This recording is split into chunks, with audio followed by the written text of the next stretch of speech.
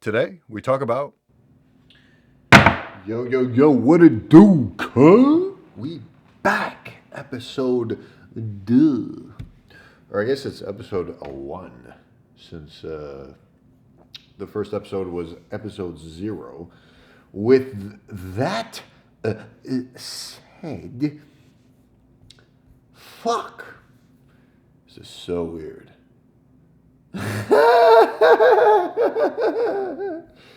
Oh God, this is so weird. But we're just gonna go for it. Let's go. I got it. Um, I was supposed to record this days ago. To be fair, I was supposed to record this a while ago, and it just never happened because, again, with my travel schedule and just with everything else going on in my life, there's a lot of personal shit going on that I haven't really clued you guys into, but it is what it is. With that said, before I forget, one thing that's pissing me off is I can no longer see the Chrysler building. I used to be able to get a great view of the Chrysler building and the Empire State, but with this construction going on, I can't fucking see the Chrysler building anymore. With that said, I can kind of still make out the Chrysler building, so I don't know if it's like a light outage or some shit. But it is what it is. Next, I had some debates on how this was gonna go. Oh my God, I hate how fucking much I overemphasize this fucking podcast, the podcast, because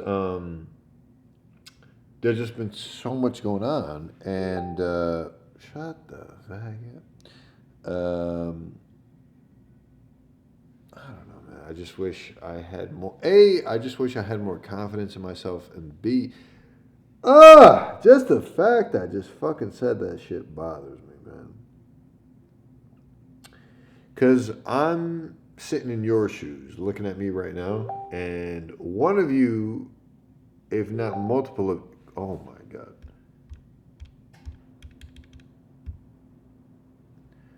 One of you, if not multiple of you, heard me say that and went, ugh, you cuck. You know, it's hard to see it from a creative perspective because you would just assume, like, oh my God, he's crushing it. He must be on top of everything. It doesn't work that way. And I learned that the hard way, but I'm still trying to see it the easy way so I can, like, still relate to you guys. But what the fuck is the point? Whether it's the easy way or the hard way, I can't relate to anybody. And it fucking blows. Nazan? Yikes. Give me 1 second. We're going to flip the camera just so I can see when the footage cuts out so I can reload, you know?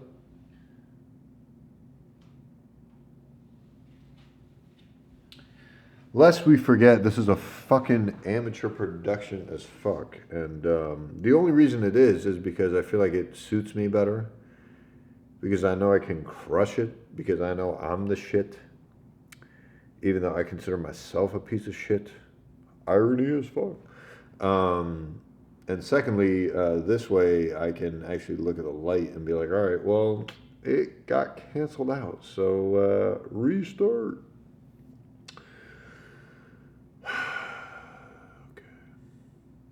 And again, I feel like we're in the same boat as the last time. Last time I had a fuck ton of topics. This time I have even more topics. And I am not willing to entertain any of them at this very moment because I'm a fucking perfectionist and it fucking sucks. Not because I'm a perfectionist, but because my perfectionism is trash. Ooh, shit. Like when you hear a high profile photographer be like, I'm a perfectionist, you're like, I bet, bitch. Like, do you? We get it. You're the shit. For me, it's like I'm just some fucking amateur who happens to be quirky, you know? Anyway.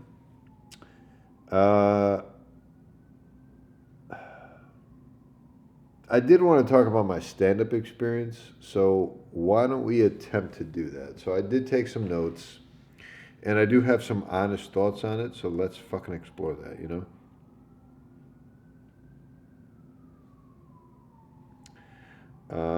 Let me pull up my notes. Let me pull up my notes. Oh, goddamn. So the title of this, you know what? We're going to call the title what I titled my notes, and that is Comedy is Like YouTube. All right. So, can't wait to see a heckler dynamic live. Imagination, that perspective. I think what I meant to say was imagine that perspective. And what you have to understand is, long story short, the first time I got exposed to live comedy, other than amateur shit, was in Iowa. So I work in Iowa. I live in New York. And I know that's very complex. I've discussed it before. Please check out my Q&A playlist if you're that curious. But a lot of people aren't that curious. A lot of people are just fucking lazy. And they just want me to answer the same questions over and over and over again. And I'm starting to realize that that's just what it is. So I'd be willing to do that, but for the sake of argument, forgive me, I'm not willing to go there. Just bear with me here. I work in Iowa. I live in New York. And Iowa was the first place I got exposed to stand-up comedy. And funny enough, you know, me and Magoon Squad, we refer to ourselves as the Penguins. And funny enough, the first ever comedy club I go to is called Penguins. Now, oh, and on top of that, it's literally within walking distance of where I be at.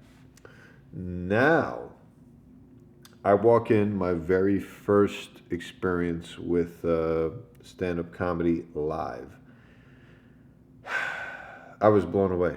I thought, holy shit, this is incredible. And this was coming from a place where I had always wanted to be a stand-up comic. I thought it was the most incredible, unbelievable, most miraculous job / position you could hold as a human being. To stand up in front of fucking strangers and just entertain them with a fucking microphone. Beyonce needs a fucking smoke show. Kanye, I jerk off to Kanye, and Kanye needs a fucking smoke show to impress people. Now, that's why we love Kanye and Beyonce. Holy shit, that rhymed. Hey, yo.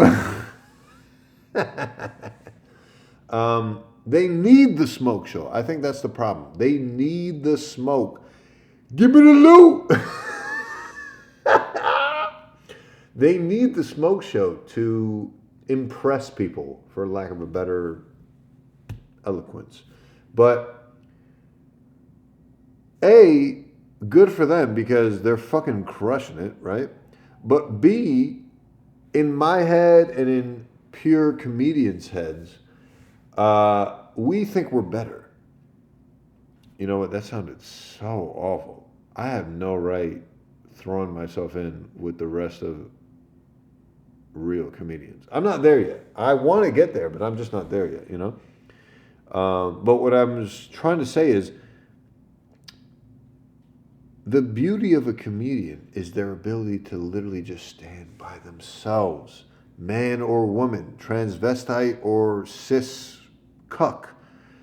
Just stand in front of a microphone and just fucking talk into it and create entertainment from that. There's no special effects. There's no fucking special lighting. There's no nothing. There's pure meritocracy. You show up and you gotta make us lol. Like, that's it. And that was the greatest thing I always respected about stand-up comedy. Now, it's been tough for me to keep up with stand-up comedy for a minute because A, I'm new to it, I'm fresh, I'm scared as fuck. I'm demoralized watching professionals do it and being like, holy shit, man, like I can never do that anytime soon, you know? But if you want it bad enough, you go for it, right? So, like I said, it is what it is. And we back, bitch. All right, so let's just fucking dive in. Man. I'm just gonna read through my notes. I haven't read these notes since that first night that I was at that comedy club, but it doesn't matter because it's just it's just gonna spur my memory to feed you these facts from what my time felt like. Now, that whole heckler dynamic thing, I was just so blown away. Like no one was heckling, everyone was having a good time because you only hear about heckling on YouTube videos and on highlight reels because it's just an interesting thing that happened. Like it's just this weird phenomenon that happened where some douche was an asshole and it became a highlight of the show, right? But it shouldn't be a part of the show. And if it does become a part of the show, it's because either the heckler did something crazy or the comic shut them the fuck down. Either way, you want to see it, right? So I was freaking out watching the show because I respect comedians. I respect the art of comedy. I respect not having to heckle. And no one had heckled during the show. And to my knowledge, I'd never been to a comedy club before. So I was like,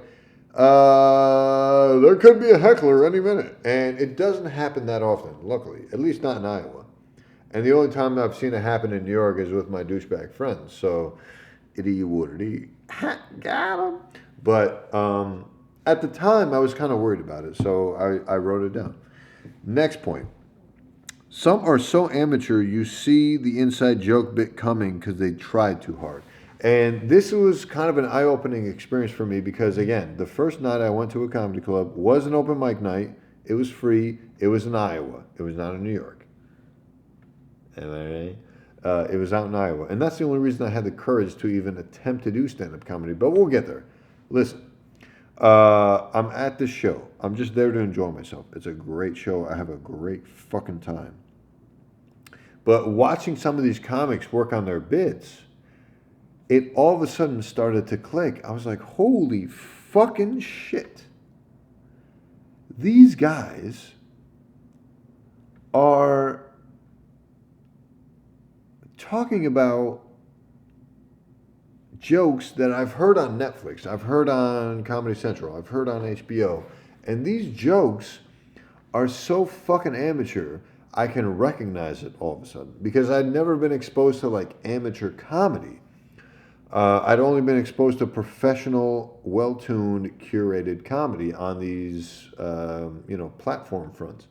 And so it was so amazing to see this because it only spurred my fucking inspiration to pursue it myself, if that makes sense. So that was the point I was trying to make with that. Now, I wrote down having 6,500 followers. Bro, that is so hilarious to hear because that was back in fucking September, October. That was back in the fall. It is now January, and I'm just about to hit 5 digits in terms of YouTube subscribers. And the number doesn't mean shit other than the fact that it just tells you, like, dude, for 10,000 motherfuckers to fuck with you, that's a big fucking deal. To come from a world where no one has any interest in hearing anything you have to fucking say, when you come from a world where you get interrupted every fucking sentence, and now you just do whatever the fuck you want, goof off however much you fucking want, talk as long as you fucking want, and you have almost 10,000 subscribers, that's a big fucking deal, man. That's like big fucking news for me. And my friends will never get it because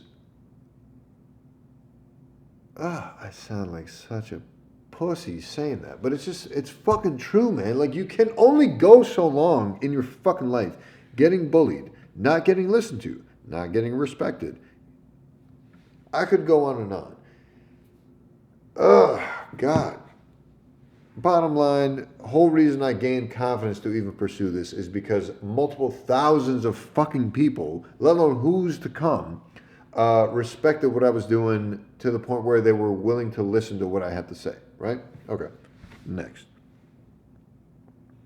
Oh, I've heard this advice. So I've been doing a lot of research on how to get better at comedy, how to deliver dirty comedy, on that topic. I came to this recognition on my own, but it was so helpful to see that others had felt the same way, especially professionals, as far as like giving advice. And the advice was, hey, this is something I came up with independently, but I'm glad to hear that professionals actually agree with me on this. The dirtier you get, the better your fucking delivery better be. That first night, I heard innocent comedy, I heard shit comedy, I heard great comedy, and I heard dirty comedy, right? And I don't fucking mind dirty comedy, dude. Do you know what I fucking do for a living? The point was, it was just like, dude, they are amateurs. Like these open micers, including myself, we're amateurs. So if something doesn't hit, it's one thing. But if we try to go dirty or racial or fucking dark and it doesn't hit, you fucked up.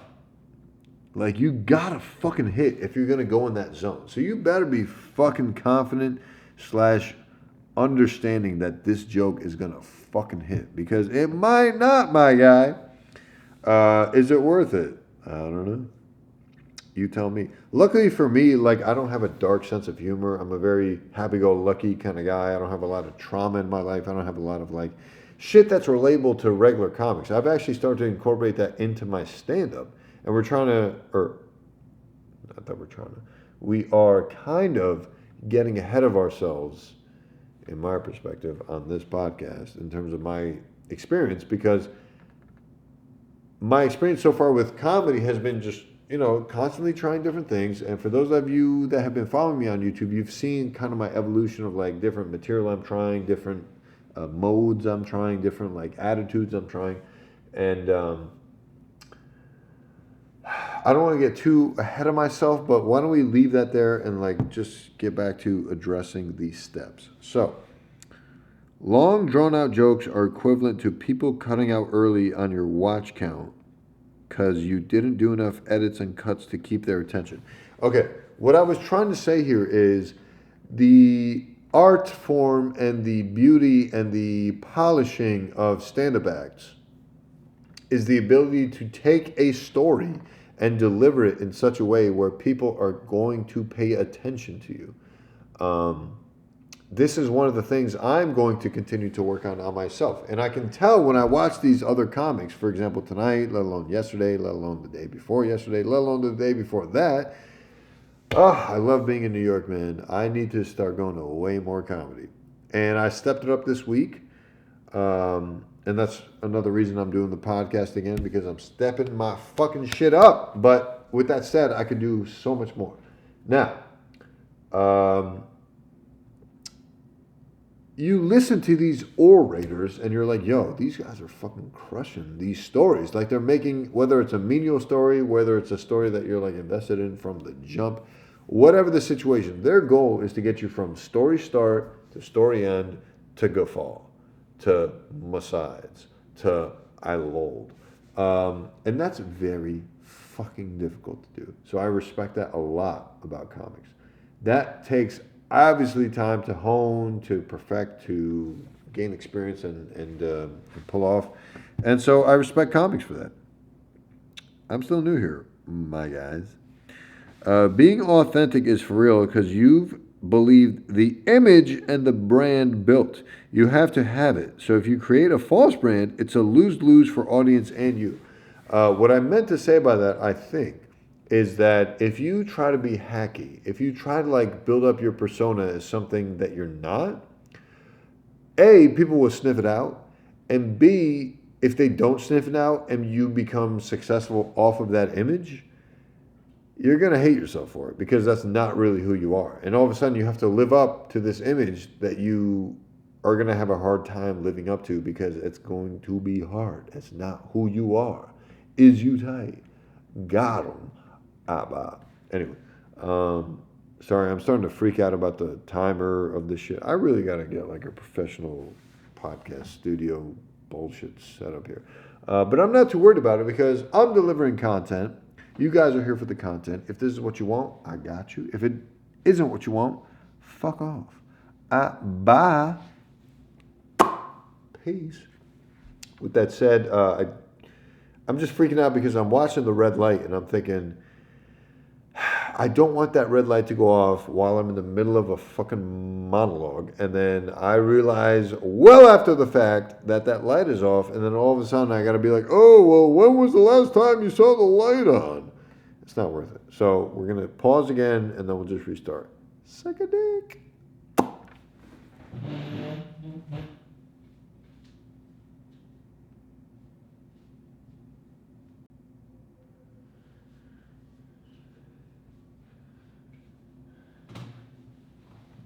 Hey, yo, where was I? Am I right? All right. Now,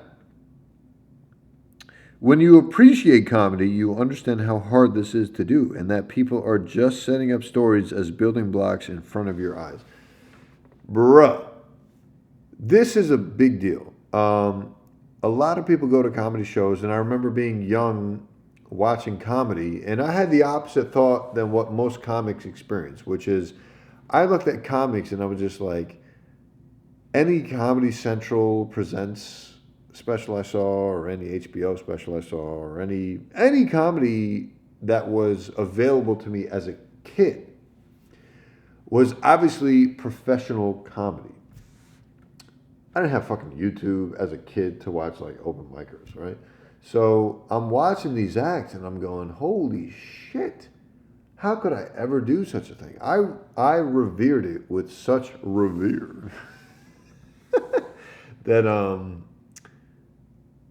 I never could picture myself even attempting to do comedy. Like I just thought it was like this impossible miracle bestowed upon specific individuals, right?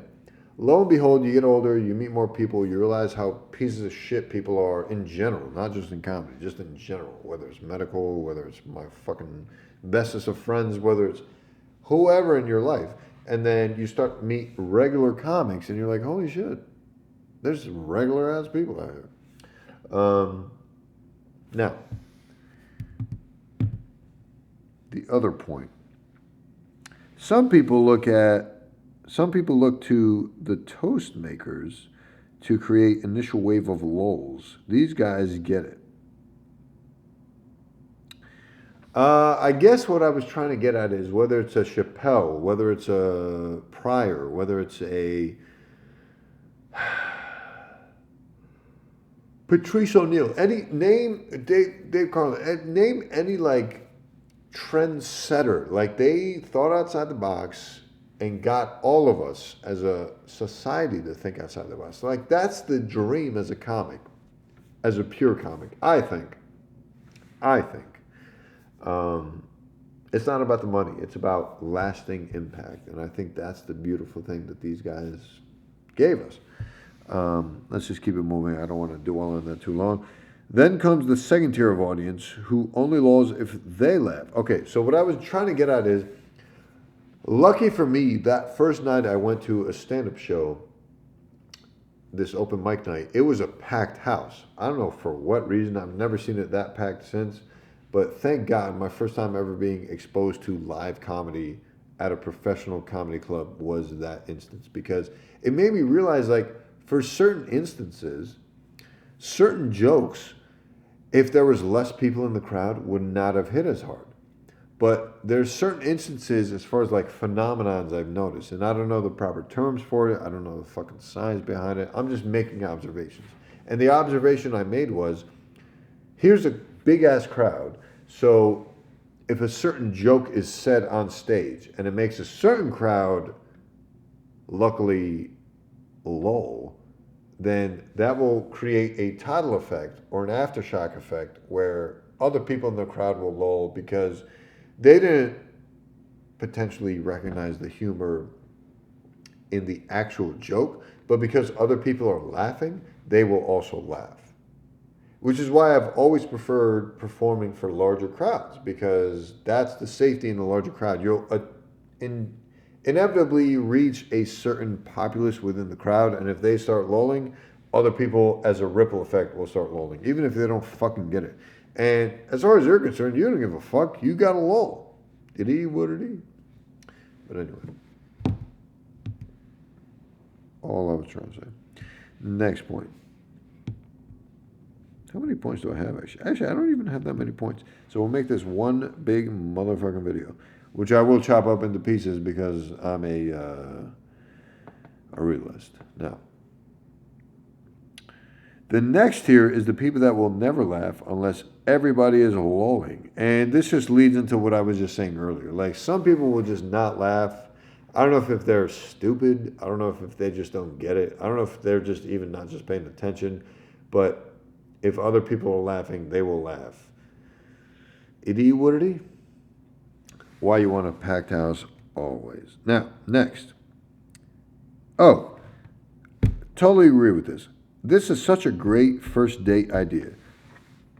And in my opinion, this should be your only first date. Men and women, if you are going on a first date, go to a fucking comedy show. Do not go to a movie. You do not want to sit in front of a screen where nothing involves you at all, and then you walk away 2 hours later, and in the man's case, I would hope, about what, 20 to 30 bucks lighter? It's not worth it. You didn't get to know the girl. You didn't get to experience anything. It was the most basicest shit of your life. Not worth it. Comedy show, on the other hand, way worth it. Let me tell you why. First of all, when you get there, if you have a good time and the other person doesn't, hey, you still had a great time. Secondly, seeing the kind of humor this person has, man or woman, whoever's on the date with who, will help curate and guide your relationship status with them. Like, you want to be able to have the same sense of humor as your partner. Because if you don't, in my personal experience, that shit is miserable as fuck. What it is, what it is. That's just my thoughts on it. Let's leave it at that. Hopefully that makes sense. Next. Good comedians are like good QBs. Gotta move on to the next joke. Pros do this best. Okay, what I meant by this was, name a quarterback, they get fucking sacked. They get bodied, right? Like, they get crushed. They still have the opportunity on the very next play, literally on the very next play, to throw a fucking touchdown, negating anyone's memory of any bullshit about a sack. No one would give a fuck. And I think comedy, what I recognized that night, just watching all these fucking open micers, they weren't even fucking like New York comics. They were just open micers, and I'm just noticing this off the rip. And it was just so mind-blowing. It was just like, holy shit, man. Some of their jokes aren't hitting, but if they don't hit, they just move on to the next joke. And that next joke might kill the fucking crowd. And that's what you're shooting for every time. It was so OD. And I took that away from myself. Practice makes perfect, obviously, but I've incorporated that into my psyche of like, yo, this is not going to happen overnight. You're going to tell jokes that suck. And today even, actually just today, I told a joke that I thought was funny, and no one raised an eyebrow. And it didn't hurt my feelings. I was just like, holy shit, all right, guess it's not funny. So either cut that shit out or find a way to make it funnier. That's the way you need to be a person that's kind of shit. Okay? Next.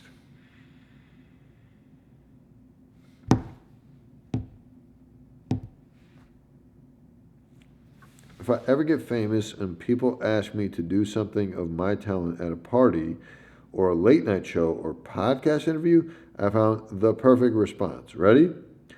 I don't send dick pics. Oh, okay, I get this.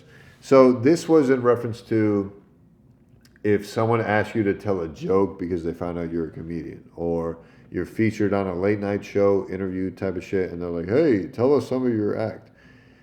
In my head at the time, the perfect response was, I don't do dick pics. AKA, hey, we all have dicks as men, but, or, traditional men. But you can't just straight up ask me for a dick pic just because I'm a man. Just because I'm a comic, you can't just ask for a fucking joke. That was the whole premise of that shit. It doesn't hit as hard as I remember it did when I wrote it down, but it is what it is. Next. You gotta stop embarrassing hecklers. They're the comedians in the crowd who are desperate to be up there, but just don't gots le guts. Then one day they do because they see an opening, they go for it, and you body them. They're now crushed. You've killed another comedian before they even started their career. What career? Super Hot Fire reference. Now,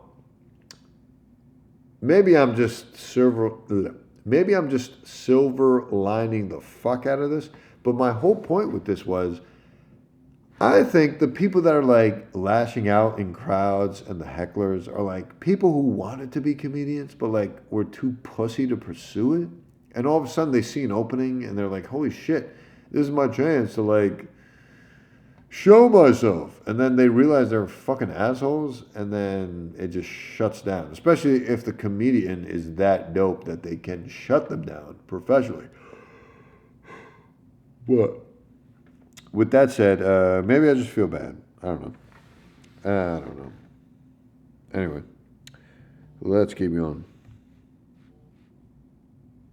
When your date or friend turns to you during a movie or speech or comedy show to tell you their riff, that's them trying. Let them. Okay. So yeah, I mean, this just leads back to what I was saying, where like, you'll be on a date, you'll be at this special event, someone's giving a speech, you're with a friend.